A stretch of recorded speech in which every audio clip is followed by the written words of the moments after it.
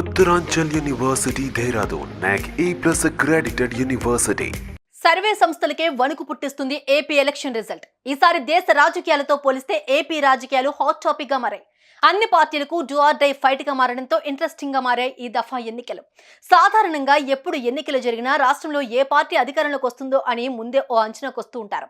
Survey సంస్థలు కూడా ఫలానా పార్టీ అధికారంలోకి వచ్చే అవకాశం ఉందని ప్రకటిస్తాయి. అయితే ఎన్నికల కోడ్ నిబంధనలు, రాష్ట్రంలో పరిస్థితి నేపథ్యంలో ఏ సర్వే ఎటూ తేల్చడం లేదు. దీంతో అటు ఓటర్లు ఇటు లీడర్లు జూన్ నెల కోసం టెన్షన్ గా ఎదురు చూస్తున్నారు.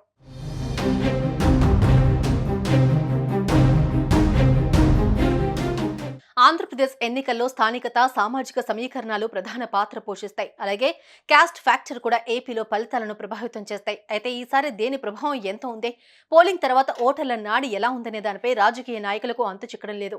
ఏ పార్టీ అధికారంలోకి రాబోతుంది అనే విషయంలో సరైన క్లారిటీ రావడం లేదు. గతంలో మాదిరిగా సర్వే సంస్థలు ఫలితం ఎలా ఉండబోతుంది అనేది చెప్పలేని పరిస్థితుల్లో ఉన్నాయి. ప్రస్తుతం ఎన్నికల కోడ్ నిబంధనలు కూడా అడ్డుగా ఉండటంతో సర్వే సంస్థలు తమ నివేదికను బయటపెట్టడానికి వెనకడుగు వేస్తున్నాయి.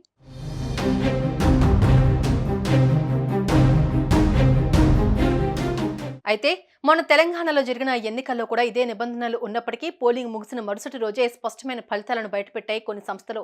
కానీ ఏపీ విషయానికి వచ్చేసరికి ఫలితాలను వెల్లడించడానికి అన్ని సర్వే సంస్థలు వెనుకాడుతున్నాయి. మిగిలిన రాష్ట్రాలతో పోలిస్తే ఆంధ్రప్రదేశ్ రాజకీయాలు డిఫరెంట్. ఏపీలో విభిన్నమైన రాజకీయ పరిస్థితులు ఉన్నాయి. వ్యక్తిగత కక్షలు, రాజకీయ దాడులు ఎక్కువ కనిపించాయి. దీంతో సర్వే సంస్థలు కూడా కాస్త ఆలోచనలో పడ్డాయి.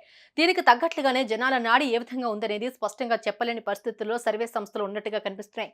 మరోవైపు రాజకీయ పార్టీలు మాత్రం తామే అధికారంలోకి వస్తామని ధీమా వ్యక్తం చేస్తున్నాయి. ప్రమాణ స్వీకారాలకి ప్లేస్, టైం సెట్ చేస్తున్నాయి. మరి ఎవరి అంచనాలు నిజమవుతాయో, ఎవరి అంచనాలు తప్పు అవుతాయో తెలియాలి అంటే జూన్ 4 వరకు వేచి చూడాలి.